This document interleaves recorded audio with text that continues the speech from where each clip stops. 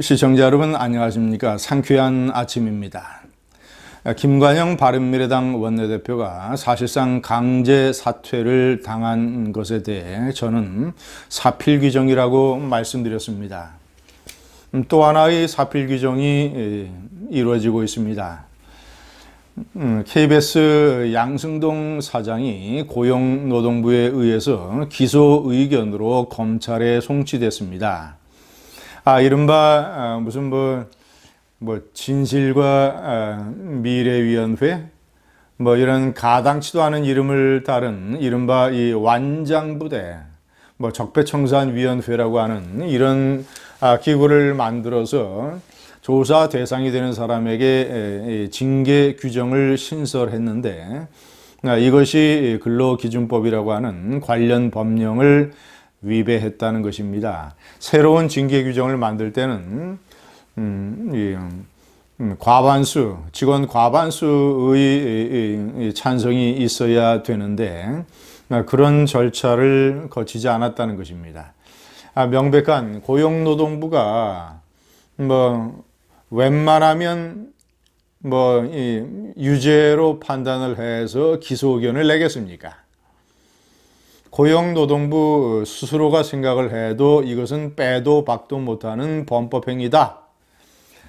이런 것을 덮어줬다가는 나중에 자신들도 적폐로 몰릴 수 있으니까 직권남용이나 또는 직무유기 이런 이 비판과 사법적인 부담을 안게 될 터이니 이 정부의 고용노동부가 기소 의견으로 송치한 것 아니겠습니까? 공영방송 사장을. 자, 그렇다면 연장해서 생각을 해보면 빼도 박도 못하는 범법행위에 대해서 검찰이 기소를 안 할 수 있겠습니까?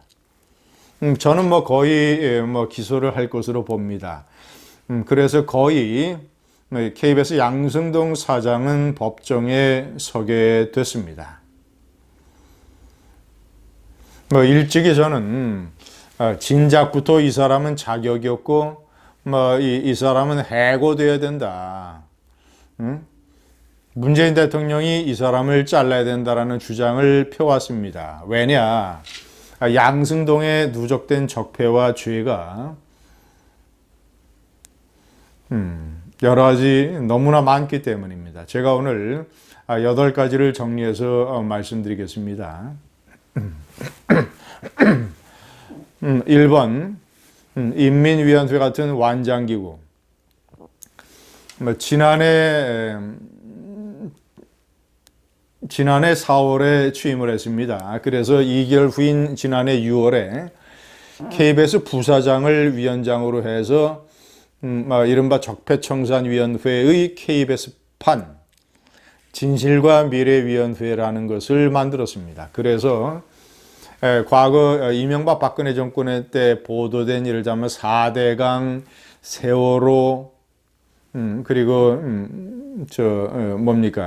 최순실 사건, 사드 배치, 이러이러한 중요한 시국적인 현안이나 사건에 관해서 KBS가 보도한 내용을 불공정 방송이라고 규정을 하고 관련된 기자, PD 또는 관계자들을 조사해서 이들에게 징계를 내리겠다. 이런 취지로 만든 기구입니다.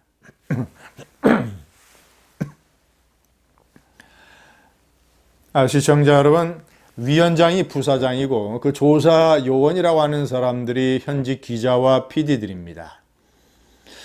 그러니까 과거 인민위원회 같은 거 연상되지 않습니까?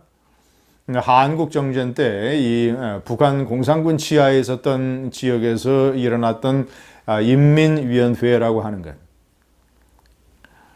같은 주민들을 체포해서 인민재판에 회부하고 처형하고 죽창으로 사람을 찔러대고 했던 나는 이 지식인 집단이라고 하는 KBS에서 기자, PD가 동료 또는 선배, 후배 이런 기자, PD들을 한 50여 명을 조사했다고 합니다. KBS 공영노조위원회의 공영노조의 성창경 위원장의 증언에 따르면 참으로 이 인륜을 훼손하는 아주 무도한 일들이 벌어졌다고 합니다. 불공정 여부를 조사한다는 명목으로 후배가 선배를 조사하고 따지고 모욕을 주고 이런 식의 인륜 훼손적인 행위들이 저질러졌습니다. 3번, 이 관련 법률을 위반했다는 것, 명백하게 근로기준법 위반입니다. 이 정부가 근로기준법을 얼마나 중요하게 생각하고 있습니까? 4번, 김제동의 그 잡담 수준의 방송에 돈을 퍼주고 김제동을 키워주는 것.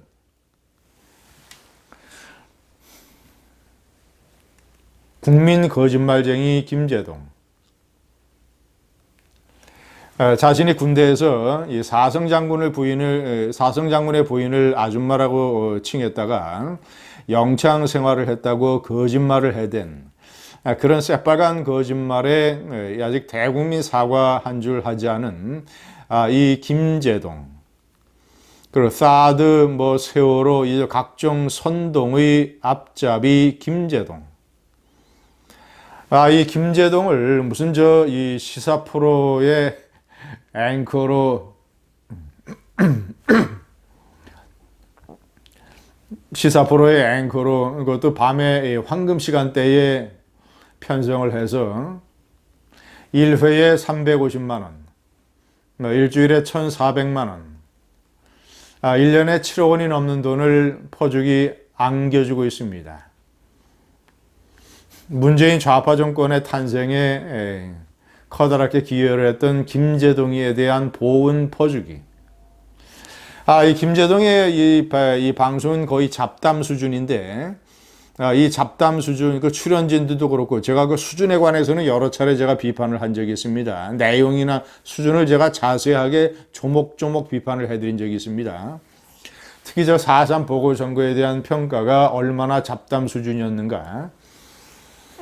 이런 방송을 황금 시간대에 11시 때에 내보내기 위해서 산불 재난 방송을 1시간 20분가량이나 지체했습니다.